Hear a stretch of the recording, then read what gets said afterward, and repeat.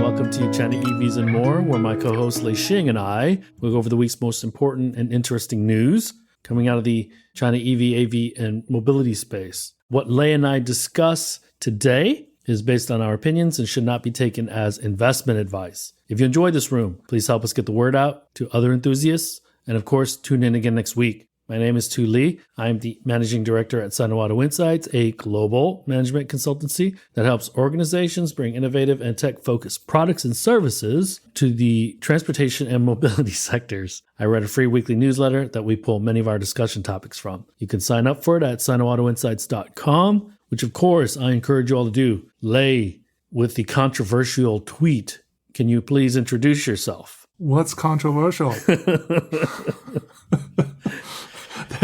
Good afternoon. This is your co-host Lei Xing, former chief editor of China Auto Review. And this is episode number 120. 120. Where do we begin? It's been a busy day. For me personally, my daughter just had her 6th grade graduation in the morning. And then I had a flat tire that I needed to get taken care of. And then, Do you have a full size tire or a donut? No, I have a full size. Oh, nice. That's good then.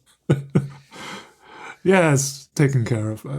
And I'm still marveling at the kid who jumped into the Argentina-Australia game. Is he a kid? High schooler. He looked like he was about 20-something years old. No. He got released immediately afterwards because he was under 18. Okay. So this is the latest news.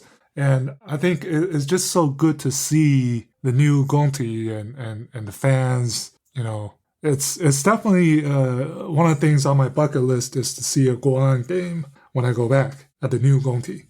So Gongti, as you know, was about a 8-minute bike ride, 7-minute shared bike ride from CBD where I live. Yeah. And not far from where my office was either. So. And so Gongti, you know how for our audience, most stadiums are out in the burbs, not in city center. They're, in Detroit, most of the stadiums are in city center, but a lot of other stadiums are out in the burbs. This one is right downtown. And Gongti was super old. And I want to say about 5 years ago, they tore it down and built a new one in the exact same location. And Messi, for those who aren't familiar with what we're talking about, came and his team had a friendly at Gongti in Beijing, and on WeChat, on China Twitter and WeChat, there was nothing Twitter.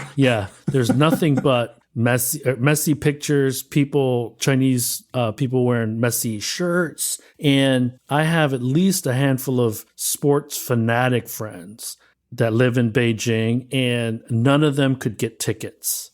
Yeah. So that's how hard it was to get a ticket to go see Messi. So my claim to fame with Messi was in 2008 for the Beijing Olympics. I got to see them. I was at the bird's nest about 300 rows up, but I saw a little speck of him running around the pitch. Yeah. So that was pretty cool. But anyways, you didn't jump down the 3-meter stand and run in. I am not 16 years old. I would have been thrown right in jail.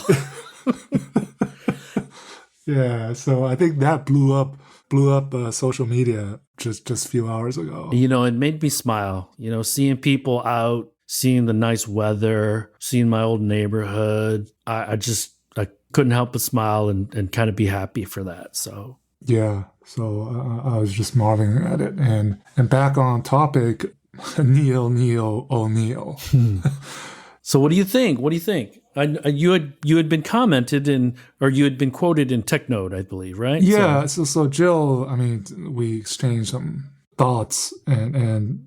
That Neil O'Neill is kind of a mixed emotions and feeling, because the stock, by the way, is up over a quarter in the last week, I think, ever since the price cut earlier in the week. And I think for the longest time, Neil has been stuck in neutral, if not in reverse. And with the price cut, with the ET5 touring, we're finally seeing a momentum that was supposed to be there all this time. And potentially. Yeah, potentially. You pointed out in the newsletter that has been a roller coaster ever since the recall in the summer of 2019. And if you compare it to Li Auto, right? We also compare it to Li Auto. In terms of, we say this so many times, consistency, month on month, momentum. We need to see a stretch of a good run. I think for NIO, really to get out of this funk that they're in, they have been in. And so I thought the price cut itself, I put a kind of a asterisk. To me, it's one of the most complicated price cut announced because of the benefits of their existing owners, what to do with them, the battery swap, all this. That's number one. And number two is what I told Jill, is that this is long overdue because he did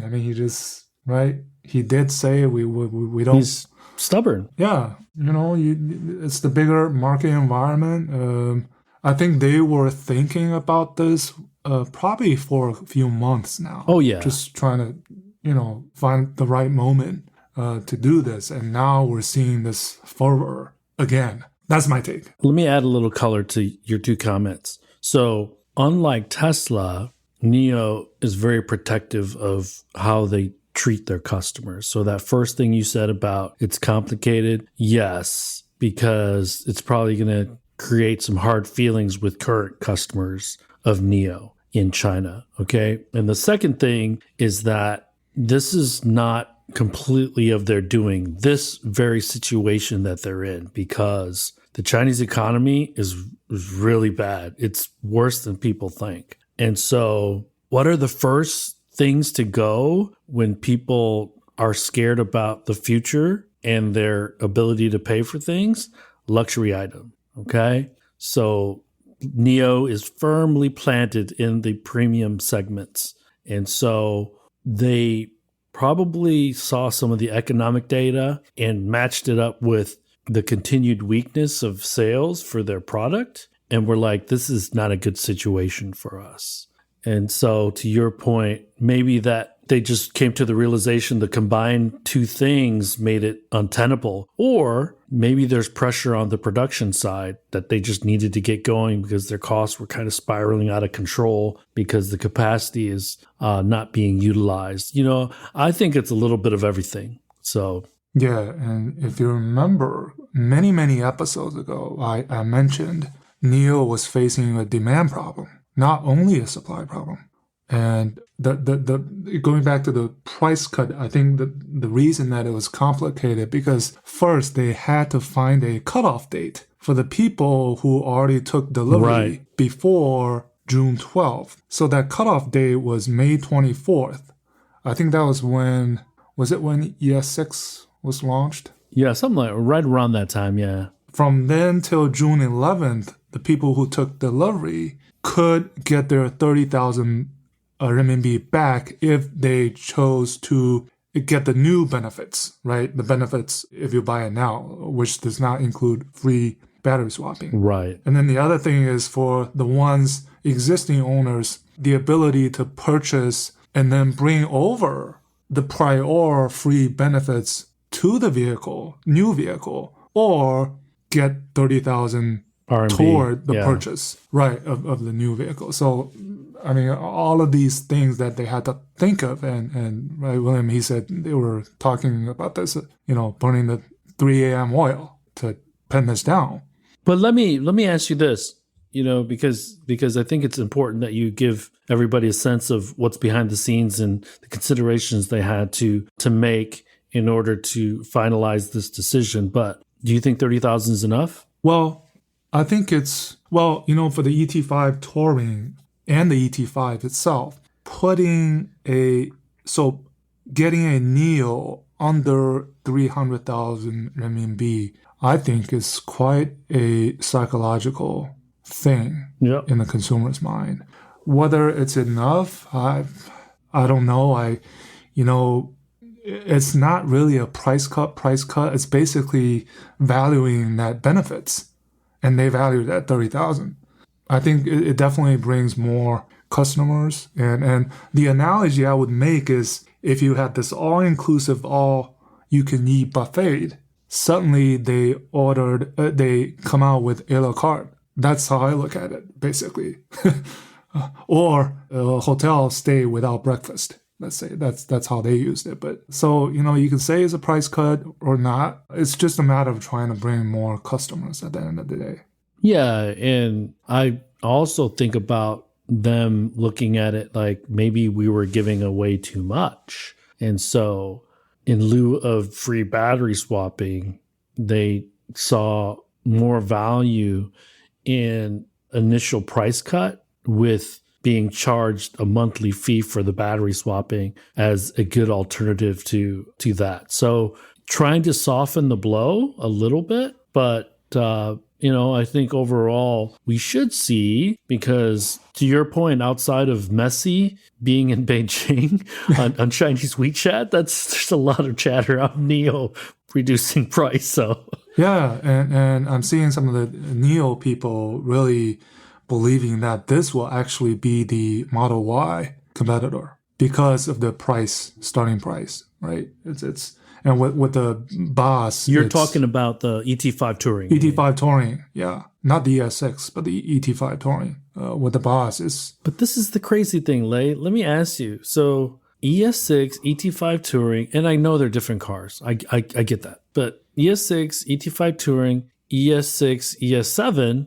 ES7, ES8. So to me, I think from a pricing cut standpoint, you and I know that's a temporary fix. Long term, in order to kind of create a overall better long-term strategy and plan, I think they need to reconcile kind of their product plan as well. Yeah. Definitely agree. And if you also remember a couple of episodes ago, I said NIO needed some subtraction instead of addition. This is what I also told Jill. And really, their product lineup now with A models, it's basically the 5566 taking up, 85, 90%, and then the 7778 taking up the rest. That's their probably plan. And right, just if we can make bold predictions, we'll probably see in the next 48, 72 hours the Messi excitement go away, and then we'll start seeing pictures of NIO houses being posted with a lot of people in them, right? Yeah, I've already seen that. So they start deliveries. So predictable, man. So predictable. Yeah, so tomorrow. So and then the other thing I think for the audience is that sometimes I think Li Bin. I also talked to some of the other mid-management level people. Is that Li Bin likes to sometimes, so the word is, come to reality. I think Li Bin sometimes, even Li Hong, they like to overpromise a little bit. So saying things like, ET5 within a year, we're going to beat the BMW 3 Series. We're going to double sales. And I tweeted that if they can, forget about doubling sales, forget about 200,000. If they can get to 180,000, and that's predicated on them delivering average 20,000 a month the rest of the way. So even with this price cut and the ET5 Touring, it'll give a huge boost. But 180,000, I'm still, fingers crossed, but it's not going to be easy. It is not going to be easy. Second half of the year, the economy, new competitors, it's just going to be. And let me also add that NIO is probably just made a chess move that other companies will follow suit. But they're also looking at, again, the economy and seeing weakness in the economy. And so we have to also what's the right way to say this? Any price cuts that are going to be made by competitors of NIO, it's also going to be because they might also see weakness in the economy. Okay. So it's not just NIO did this in a vacuum and everybody else is following suit. It's also going to be just the greater economy and how the second half of the year for China shakes out. So yeah, and this also, the series of moves really sets up the next stage, which is the Alps. And the Alps is the 200,000 to 300,000 range brand. And now you already have the cheapest NIO model under 300,000 range. So they'll have their work cut out for the even the pricing, some of the Alps models, right, coming out next year. I almost feel because like you, I also talked to a few people, and I got the impression that Li Bin was being a little bit too careful in thinking things would kind of just right themselves a little bit. And so after several months of not showing great sales numbers, I think he just kind of looked himself in the mirror and said, okay, if I keep on doing this, I'm a little delusional, so we have to make a drastic move, right? And they did everything. They seem to have done a lot of everything but the price cut. So this was kind of their final frontier, right? Yeah, so most of the responses have been positive toward this price cut because of the way it was structured and how they compensated existing owners without alienating existing owners, but at the same time bringing more owners. This definitely widens their tent for sure, because people that weren't considering them are... Myself, I tweeted that I like the ET5 Touring. It will be something that I would consider out of all the NIO models. And you know that Li Xiang is looking at this too, okay? So are they going to come out with something in the next week or two? My bet is 50-50. What do you think? Something in terms of what? I don't know. Maybe like a promotion or price cut or something that... So, because remember now, NIO is going to get 24, 48 hours of like the world paying attention to what they're doing. And so we know that Chinese EV CEOs don't really like that when one of their competitors gets all the attention. So every time Li Xiang would post something that kind of pokes at his competitors. Yeah. Well, right. And, Li Auto had a bold statement this week for sure, right? I don't know. Let's keep on talking about NIO until... do you want to say anything else? Or yeah, I mean, I think I've said pretty much all I want to say about NIO.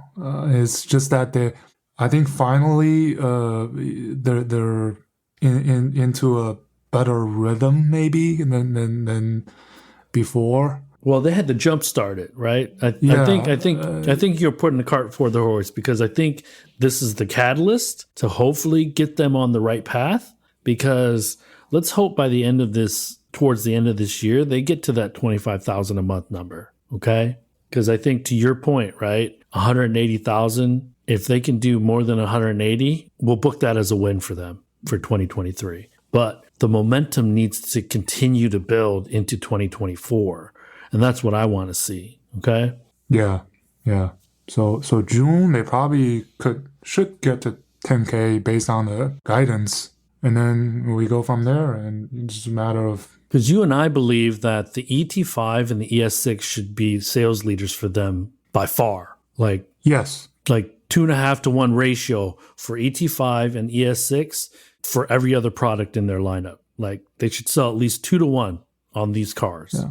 Because the ES8 is still like $70,000, starts at 70, right? So there's a huge delta between the ES6 and the ES8, and then the ET5 and the ET7. The ET7, I think it's the large sedan, high-priced large sedan that is just going to have a limited market. And so I don't know. Maybe they make a derivative out of that, right? Like maybe an RS7 type of station wagon or a touring. That would be pretty cool. Yeah, and then on the management and organizationally wise, I think they are or will be going through some of the pain that Xpeng went through the last few months. Li Bin, he talked about that in the earnings call.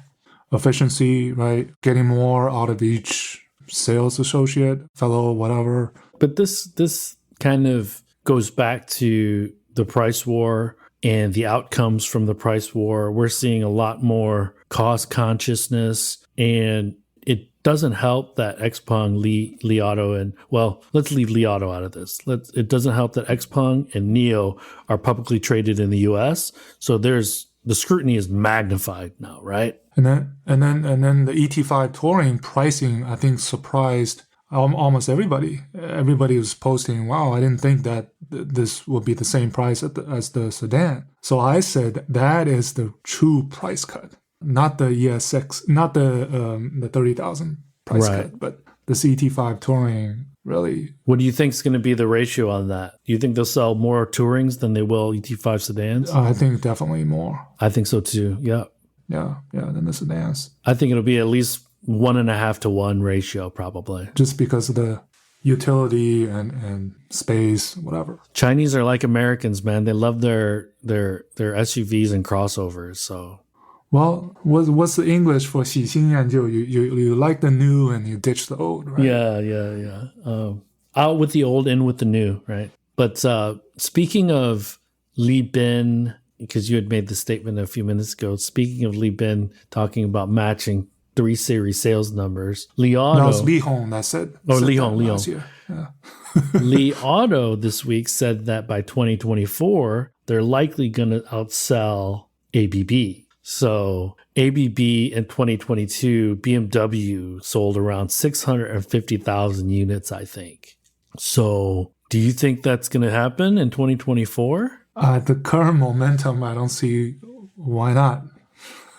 And so that was the other thing that I wanted to emphasize when Li Auto is talking about getting to 600,000 units. It doesn't matter if he hits more than BMW or not. If he hits 600,000, that's freaking NIO out, right? Yeah. The simple extrapolation is that they have the 789 now. They'll have the 5 and 6. And based on if each of those model gets 10,000 a month, we're pretty much there. Yes. And remember the 200,000 to 300,000 range. The 7 is already right. The Air starting price is pretty close to 300,000. Right. Maybe. It's a cool little SUV, man. I like that, the L7 and stuff. So I think it's a nice little car, or a nice little SUV. So in order to complicate things even further, I'm going to bring in Brian Gu from XPeng, who said in an CNN Marketplace Asia 4-minute video that I have a little cameo in. Yeah, I saw that. He said that global players by 2030 would need to be, remember we sat down with him before the Shanghai Auto Show. He was saying that in order to be considered a global player, you need to be around 3 million units, right? 3 million, 4 million, yep. So that would, if Li Auto gets to 600,000, that's well on their way to 3 million, okay? And I don't know, at the current rate, XPeng and NIO are going to be hard-pressed unless the Alps mass market brand really explodes. But when you get into more of the mass market, now you're getting into the meat of BYD's kind of expertise, right? So, and it's just a brutal market to begin with. And so... The only other thing I want to bring up on NIO is this mirroring the Tesla, GM, Ford charging play is NIO is among the 4 rumored to be working with the national standards on the swapping standard. Right. So the other 3 are Geely, CATL, and SAIC, which has this Morphang, the magic cube battery swapping, or batteries that can be battery swappable. So the upside is really because NIO now has the footprint. 1,500 or so swap stations. Yep. But Geely has the volume, and SAIC has the volume. Well, I mean, NIO has over 330,000 owners, right? Yeah. Supposedly. That, and also they're kind of early mover, and they're willing, not Mercedes per se, but they're willing to, either license or have this open to third parties. Shared, let's say shared. So this is something to watch going forward, kind of the upside. I think there will be a standard within the next 3 years, no problem. It'll be interesting how much sway or that NIO has over others, let's say, because they've been doing this the longest. They have that data, and it would help create incremental sales or it'll generate incremental revenue for them, obviously, right? Licensing, and then the per use incremental revenue from outside of NIO network. So, yeah, man. Yeah, I'll say for now, sigh of relief. But this is the crazy thing, right? You and I have been talking about this since forever about what's NIO going to do. And it's good to see that they made this one aggressive move, swallowed a little pride, and then took this price cut. and a pretty significant one. $4,200 is $30,000 is not insignificant. So I think it's the right time to be doing it because, again, the Chinese consumer is probably looking at their bank account, looking at their wallet a little more closely right now than they have been over the last few years anyways. Yeah. I'll get an ET5 and with the 30,000 MB, I can get another Honghua Mini EV or something. Yeah, you could buy 2 cars, right? Yeah. You're gonna go test one when you're back in Beijing or in China? That definitely will. Yeah, man. So I did not get a chance to drive one yet. So I want to check out the Touring. You let me know if it's any good because it looks great. Looks great. I have a fellow that's been on my, when are you gonna do this? When are you gonna do that? So Yeah. Oh, what are your thoughts on Tesla, GM, and Ford? That, like you said, the best. You buy or you make it yourself. You buy, and whatever is the most frugal way to do it, and do it. And it's great. It's great to see the U.S. companies working together, at least. And I think that's a win for EV adoption in the U.S. for sure. Yeah. The NACS standard in the US or the Tesla NACS standard is probably going to be the US standard now. Though I would have never thought that Maribara and Elon Musk would be on the same Twitter spaces because they don't see each other, right? So that was, Ford, not so much because Ford has been the most bold among the 3, right? And we see that Stellantis is also kicking the tires on the NACS plug. So I think everything else kind of falls in line. But this is a coup for Tesla because they'll get more money from the U.S. government now that they've opened their supercharging network. It sucks for Tesla owners because they'll probably have to wait in line now for certain chargers. That's the thing, that's the double-edged sword, right? And if you had, like a month ago, if you had invested $1,000 in Tesla, you probably would have $1,600 right now. Yeah, man. That's how crazy it is. Now, what do you think about XPeng being the first to launch NGP or advanced ADAS in Beijing? Do you think that was a coup? Do you think... that's huge. I think anytime you put that Beijing on the headlines, it's huge, I think. Yeah, I texted a mutual friend of ours, and I was like, "Hey, congratulations!" And I'm like, "How did you get that? How did you make that happen in Li Auto's backyard?" Right? So so Beishan, Guangshen, the 4 most modern cities in China, or the biggest cities, now have this city NGP capable, I guess. And I think this makes the G6 a lot more attractive too. So. Yeah, G6 is launching at the end of the month in Guangzhou, I heard. I don't know if you saw my newsletter because I was a day late sending it, but... I did. You're late this week. Yeah. Do you think this creates a real disadvantage for Tesla? Because this makes me think that he went to go plead his case with the folks in Beijing about being able to launch FSD in China. So I think it could create a disadvantage. So. No, and not, at least not yet. I think the aura around Tesla is still, really, they're still competitively priced vehicles, EVs, in China. And with the supercharger network, it's still a huge pull. A month out, they've been getting pretty strong numbers. Yeah. Even domestically, not export, right? So, and we're still waiting for that refresh to come out. I'm thinking September. Yeah, so they have another card in the pocket or to play with. Right? These are the dynamic that NIO will enjoy its, few days of... In the limelight? Limelight, and then it'll be some other brand.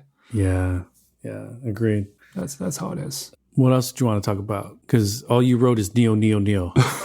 Because I thought that's because earnings, the price cut, and then the ET5 touring, the series of happenings that's been, it seemed that it's been all NIO. Yeah. Last few days. No, the XPeng thing came out this morning, right? Or yesterday. So Yeah, yesterday. Well, yeah, today. Yesterday, China time.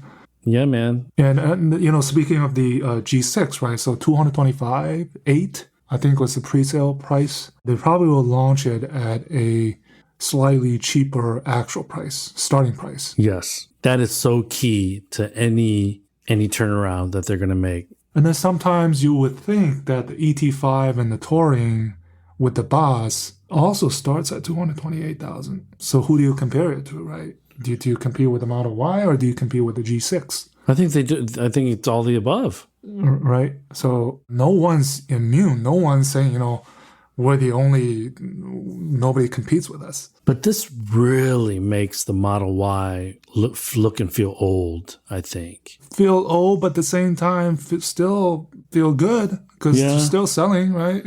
yeah, you're right. And so and for all intents and purposes, for our audience, our friends, our KOLs, our car reviewers, you know, the China Drivens, the Inside China Autos, the Wheel Boys. Yeah, they just posted some ES6 reviews, right? So, yeah, well, they've talked about the G6 as well, right? I think G6. They were all pretty high on the Xpeng G6. They're all pretty high on the new refreshed ES6. And I think they also, did a few of them get a chance to drive the Touring? Probably. I've seen the reviews coming on social. So this is going to be a real competition because I trust that they are good judges. And so when I see that all of them generally have really good things to say about those three vehicles, I think it's a great time to be a Chinese consumer in the market for a mid-size crossover SUV because you could probably get one now for about 240,000 RMB, right? Yeah, and it's a great time because of that Wall Street Journal article about this huge stimulus that China is considering coming out, and the second half, the campaigns that the MOFCOM announced. So I think it's a great time to buy a car, I guess. I'm going to put you on the spot. Are we going to hit 8 million? I tweeted that it's going to be over 9 million, including export, at the current momentum. Okay. With considering these measures coming, boosting, you know, especially on the rural side, not only in the cities. Oh, yeah, because we talked about that last week, that 1,000 city thing, right? Yeah, so the CAA numbers, my magic number will be 9 million. And how much over would depend on these price cuts. And what's your confidence level on that 9 million? Confidence level? Yeah. Pretty high. Okay. Pretty high. Nice, dude. And so for our audience that may not know this, China in Q1 overtook Japan to be the number one exporter of passenger vehicles. Or is it vehicles? Is it just passenger vehicles or commercial as well? I think it's vehicles. Let's just say vehicles. Everything, I think it's vehicles, but predominantly passenger vehicles, yeah. So they become the number one exporter of vehicles in the world. Yeah, so the caveat to your question is really domestically, I think it'll be over 8 million. And you tag on 1 million units of NEVs export, that's 9 million. So that's my rough calculation. So I want to say, and correct me if I'm wrong, last quarter, Q1, they exported 800,000 total units. And I think 30% or close, 30% of those were NEVs, and mostly to Thailand, to Belgium. Right. But Belgium is basically Europe because Belgium is a port. And and then it gets distributed. Yeah. So when you see Belgium, it's actually kind of meaningless. It means rest of Europe, basically. Yeah. And so the simple, you know, if they do 4 million export this year, 30% of 4 million is what? 1.2 million NEVs. That's the number we're looking at. That helps them get over that 9 million, right? Yeah. So the other thing I wanted to, do you like the B7, the D7? I'm not sure. I'm not a big fan of Denza's SUVs because I always think Denzas are about MPVs. Because the D9 is so good because I sat in it and I play with it at the Shanghai Auto Show. You can't push your mind. You can't. I can't. Oh, my goodness, dude. Yeah. I actually think the D7, the shape, it looks great, I think. And also, I think there was some Twitter about this IMLS7 or the new one of the new It's so confusing. models that it looks, the proportions is just a little too over exaggerated. Dude, press rewind. Who's IM Motors and who are they made up of? Hey, SAIC and Alibaba. And IM stands for In Motion. And they plan to be a major player in the EV space, but they have some awkward designs. There's an L7, L6, and an LS7 or something like that, right? Like LS7, yeah. Are they're three different cars? I think so. I think so too. But it's like, why so confusing on this? I think like one sedan and two SUVs come out. And the IM vehicles are semi-premium. They're not in the premium segment, but they're not really mass market either from a pricing standpoint. So if I'm GM and if I'm Volkswagen, because those are my SAIC joint venture partners, I'm not very happy. So, well, Buick is pretty quick in coming out with the E4 right after the E5. So they're pulling a Chinese smart EV startup speed. Yes.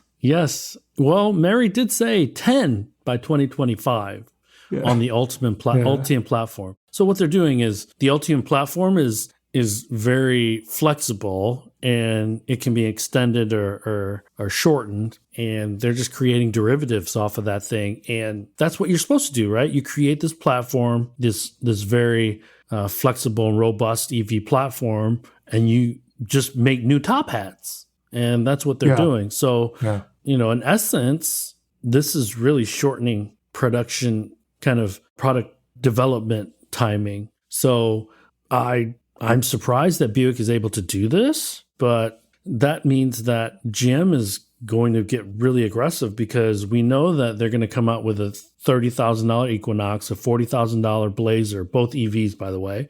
And so, man, they could flood the market really quickly in the next 3 or 4 years if they can get enough battery cells anyways. So, and speaking of the foreign volume brands, Volkswagen brand's announcement of a new plan or program.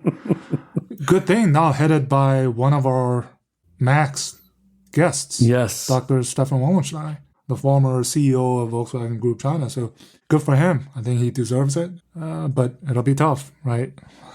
Yeah, it'll be tough.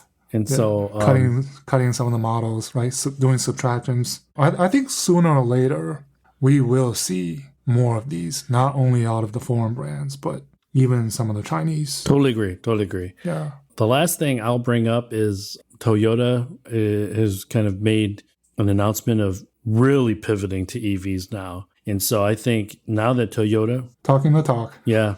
Well, but Toyota is traditionally very tight-lipped and conservative. So for them to boldly make all these statements, I think it's meaningful. And a couple of the things that they discussed that they'll get into more detail, I think, tomorrow, is that they're doing R&D on LFP batteries to gain range. They are also going to be launching solid state batteries by 2028.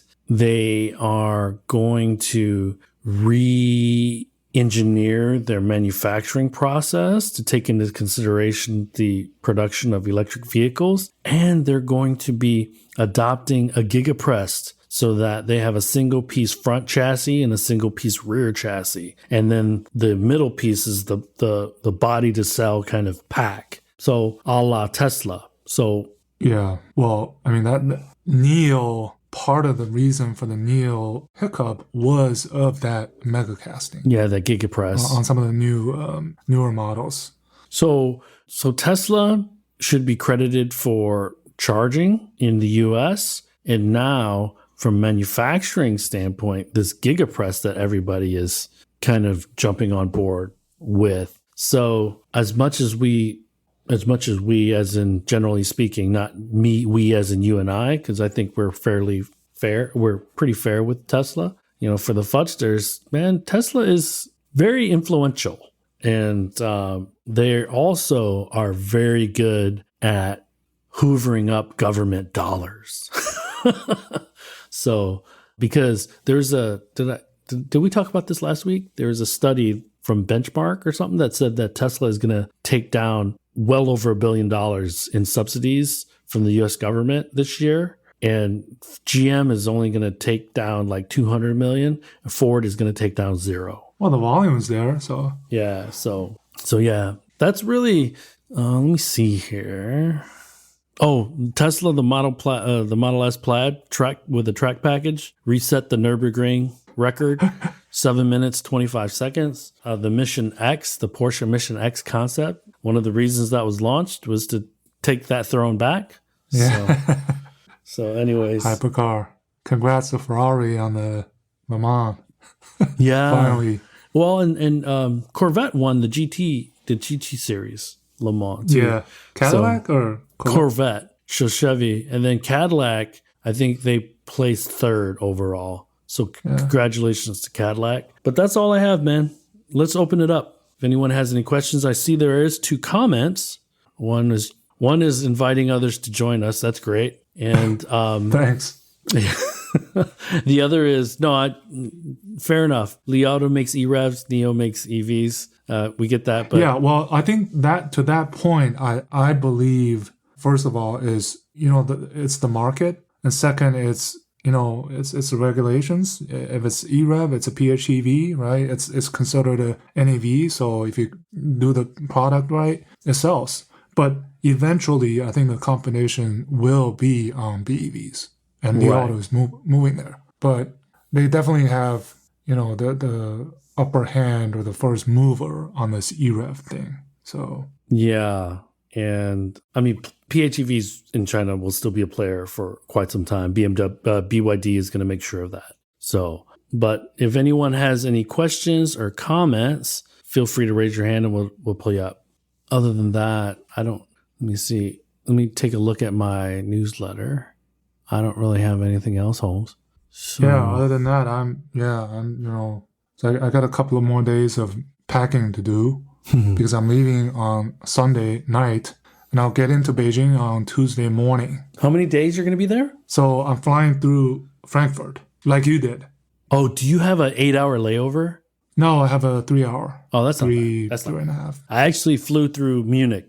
Yeah. So on the way in. On the way back, I was supposed to fly out of Frankfurt, but I changed my flight, remember? So Right.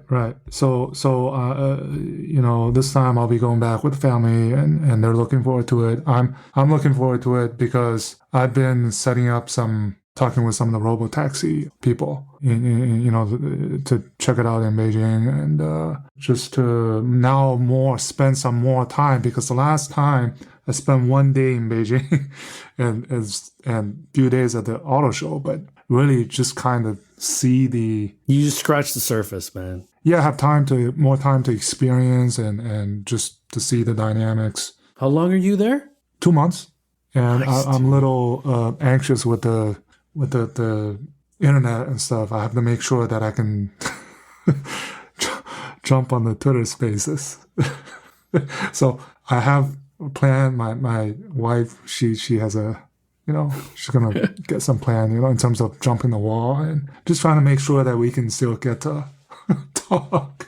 So we do have a question. What's your opinion on the Mercedes Bin Lee picture where he's meeting with Mercedes, I think? So, yeah, I think it's worth a little bit of time to talk about this. Because it was in a conference room, right? They were in a conference room, correct? Yeah. No, it was at the NIO house at the Shanghai Auto Show. Right, okay. Which is not surprising at all because these smart EV startups, this is a common occurrence that they meet these foreign companies, that the CEOs of, and Ola is not the only one that met with NIO. I can tell you that. So I think that picture was the way, I think it's overblown a little bit because for these foreign legacies, premiums, they're there to learn. So the best way to learn is to talk. And the best way to talk and learn is to talk directly to the CEO. In my mind, because I've interacted with Ola before, he, among these foreign CEOs, I think understands the most about China. And he spent 3 weeks in China, the most among these CEOs. Right. So It could be anybody. Well, and we have to remember also that NIO is entering Germany, entering Europe.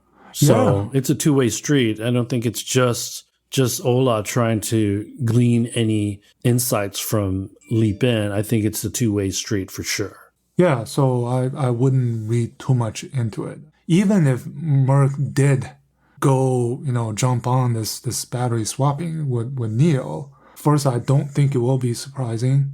Yeah, I don't think it would be a huge thing, to be honest with you. I think we have to hold off on this kind of national standards and really who really wants to play it. But for a company, especially for a German company, it's not. It'll take some time. And I gotta say, man, I think So let me just say this: if Mercedes were to tie up with NIO on the swapping, it would be a global thing. It would probably happen in Germany too. Let me just say that. Number one. Number two, I think the veneer of these German companies, highly engineered, blah, blah, blah, it should be pierced by now because they're now coming off as slow, unable to read the market. And to me, and this is me being super biased because I'm colored by Dieselgate and how bad and how terrible that was, that nobody got thrown in jail and the companies that still exist, because somebody should have kind of gone out of business because a company literally sold something they knew was false to millions and millions of people over a number of years. So the whole Germans having superior engineering talent, that to me is complete BS. So yeah, I think on the what it looks like, at least on the surface, it's really showing a lot of respect to each other. Yeah, I agree. I'm talking about the NIO and Ola and Lieben meeting. That's first. And second, really, Merck has its problems and NIO has its problems. It's not like NIO is on top of the world and we, Mercedes, we have the answers. Right. It's so everybody has their own tactics, problems, that the strategy that they need to evolve and solve and tweak, and that's right. Yeah. Another question. What are the chances that NIO's battery technology will become the standard? So we kind of talked about that, and I took it a step further that if NIO and Mercedes, or if NIO and one of the premium brands had a partnership, to me, I would think it's more than just China. I think it would be multi-regional. So hopefully that answers your question. That's the plan. I think that's it's a global footprint for NIO. And let me ask you, Lei, I wasn't clear. The 30,000 RMB, there was no pricing changes in the international markets, correct? Yes, I believe this is China only. And if you look at the ET5 touring prices, it's different, right? In the different European markets. And I think slightly or more expensive, which is, I guess, normal than the China pricing. Yeah. Yeah, so it's really a China thing. The last thing that I'll say, unless anyone has any questions, feel free to write it in the chat or raise your hand.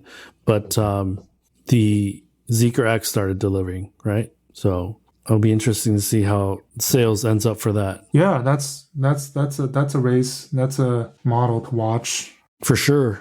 Because I sat in it and I was like, this is great, for $28,000-$30,000, man.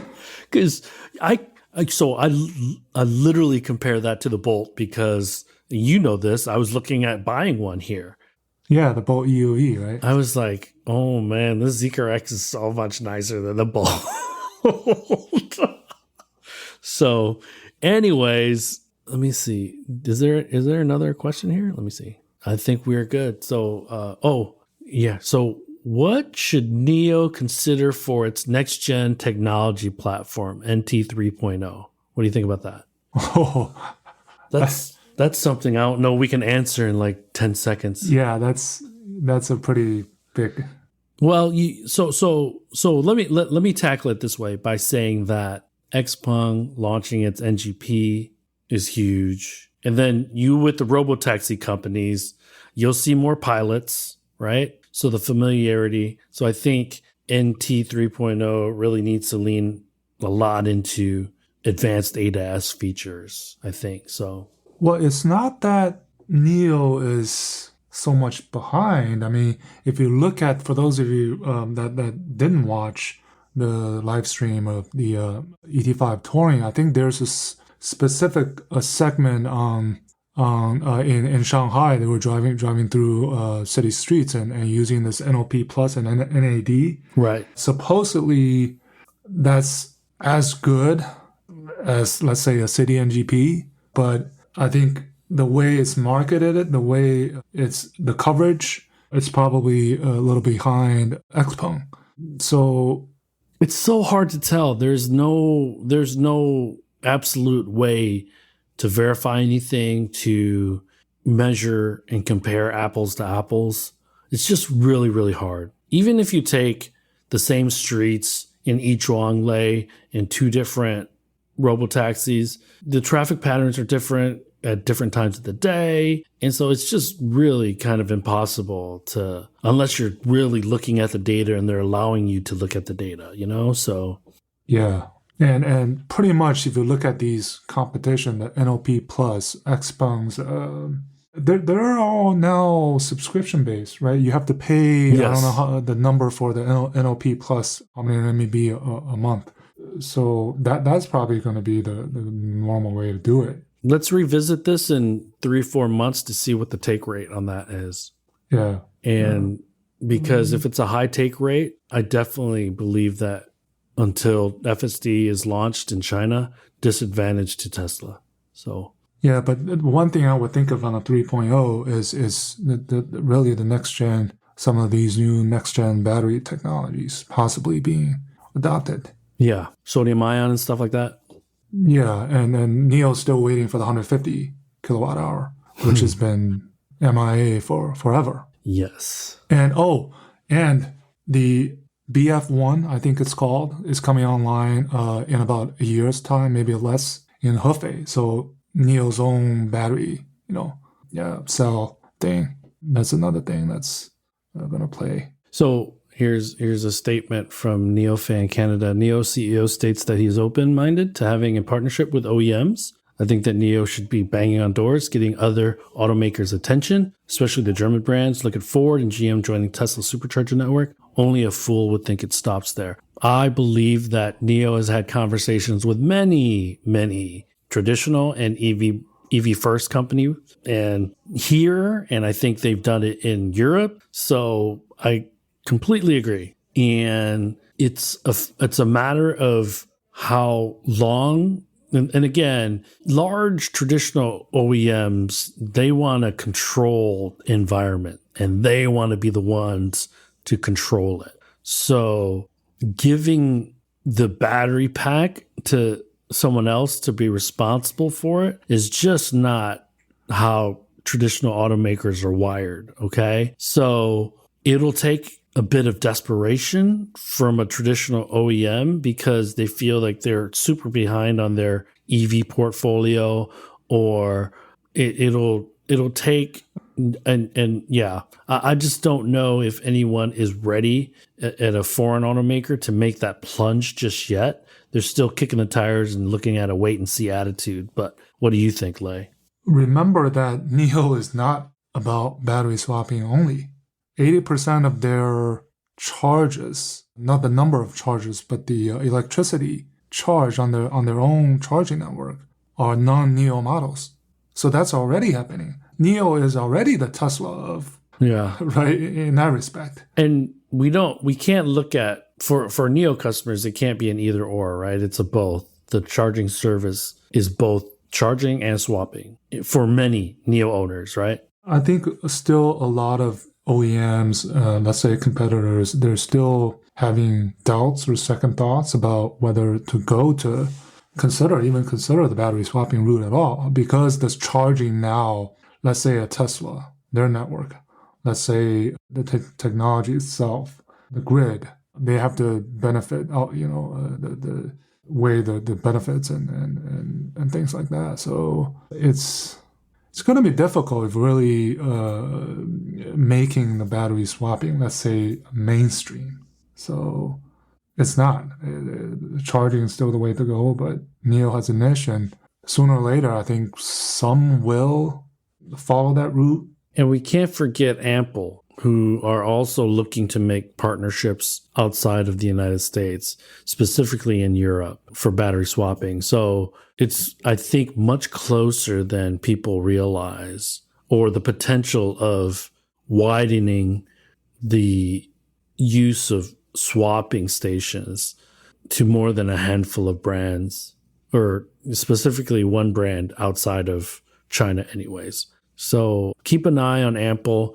They're looking at fleets specifically right now, but you never know. They're trying to convince people too. So what we need is more competitors in the space, and then it'll be more widely adopted for sure. So, man, but that's all I had. No other questions. Oh, shoot. Hold on. Do you know this freaking... In the past, NIO co-founders said battery swapping was not the end game, but a means to an end. Do you think NIO's outlook on this has changed with all their swapping investments? No, I don't think so. So they're still sticking with the 1,000 stations to be added this year, right? And you know, they're adding more in Europe and potentially, you know, other parts of the world. I think this is still there. If we talk about NIO, we think about two things. We think about service and user community, and we think about battery swapping, right? That's their USP. So and really it is not the end game. It's about flexibility, right? That's what they want to achieve with and the next stage, I think, would be this asset utilization. Can it be utilized by third parties or competitors, let's say? Oh, and we can't forget that NIO is working with Shell in Europe and China. So they're... Shell and some of the Sinopec, right? Yeah, so they are spreading some of that risk, right? And investment. So it is linchpin to their overall strategy, but it is not the de facto strategy. I agree with you. So... And the thing really to add with that 30,000 price cut is I believe that now, even before the price cut, it's not affecting, I hear, the margins, because they booked that on the benefits before the 30,000. They booked that on deferred revenues. Yeah.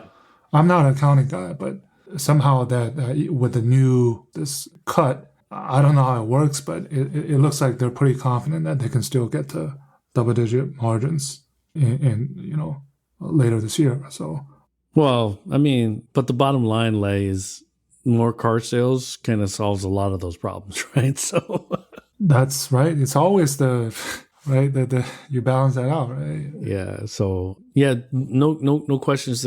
Just a couple comments from NIO Fan Canada. In attention to what I was saying, Ford and GM will leave FSD, aka Level 4 autonomous driving, to Tesla and license it from them. And then he also writes, no time to kick tires. S-curve is here. There are always 3 to 5 top dogs in any market segment. So don't agree with the Ford and GM statement at all. I think Cruise is going to be a viable competitor. Yeah, NIO's, if battery swapping is going to make it, NIO's going to be a leader in that space. So those are kind of the responses I have to those statements. And let me see one last time. I'll go through this. So yeah, that's it, man. So I got to run anyways. So ready to close up shop? Yeah. Hey, sure. Had a good lively crowd. Thanks for joining us today. Yeah, it was a good talk. Yeah. And we will talk with you all next week. Good morning, good afternoon, and good evening. Yeah, so housekeeping next week, the time will start to be different because I'll be in China. And what we did before is Thursday evenings U.S. time and Friday mornings China time. So we may be going back to that routine, but... Actually, to your point, a couple other housekeeping. We posted the latest Max episode. Yeah. With James Hind. About that. So we invite you all to have a listen. I think he had really several great comments on for China EV Inc. entering Europe based on his knowledge. For those who don't know, he is the founder and CEO of CarWow, Europe's largest buying, selling content platform for the automotive sector. We talked to him for about an hour and 15 minutes. He had nothing but great insights to share with us. and mutual respect because he wanted to learn more about the China EVs that were going to be entering his markets. They have a decent sized presence in Germany as well now. So for our European listeners specifically, it's a great podcast. It'll give you a lot of new data points to consider. And then lastly, I had the pleasure of being on Joe Lowry, the de facto lithium expert in the world. So that just posted today for those that want to have a listen. And Lei, and I told you this in a direct message. He's agreed to be on our pod as well. Yes. Right? So we get to pepper him with some questions. So, and there's another person that volunteered to be on our pod, and I'll tell you about that after we get off. But again, thanks for joining us. Good morning, good afternoon, good evening. And I will talk to you next from China. All right. Yes, man. Very cool. Very cool. Oh, hold on. Yeah, no, not yet. What do you think is the ceiling for vehicle margins for NIO? Well, internally, their target is still, I believe, 20%. Right. They want to they expect 15% by the end of this year, but long term, right? It's 20% seems to be the kind of the sweet spot. Which gets them into technology margins. So yeah, but I think realistically for a NIO that's playing, I don't want to say playing with fire, but now they're kind of NIO now their ET5 starting price below 300,000. Now you have to pay for, really, I think going forward we'll have to see how many of these new buyers they actually pay. Either they choose to pay the 30,000 or they pay on a pay-per basis for the battery swapping. That's part of it, I think. But realistically, let's say, compared to a Li Auto, I don't think 20%, or let's say this, it's going to be difficult to achieve the 20%. That's the crazy thing, right? Like, because vehicle margins, I don't believe, I'm not 100% sure, but the battery swapping revenues aren't part of vehicle margins. So they are part of the services. Yeah. And so different pockets, but same pair of pants, right? So without the swapping vehicles, they wouldn't have swapping revenue. So yeah. Thanks again, everyone. We'll talk to you soon. Okay. Talk to you next week. Thank you all. Bye-bye.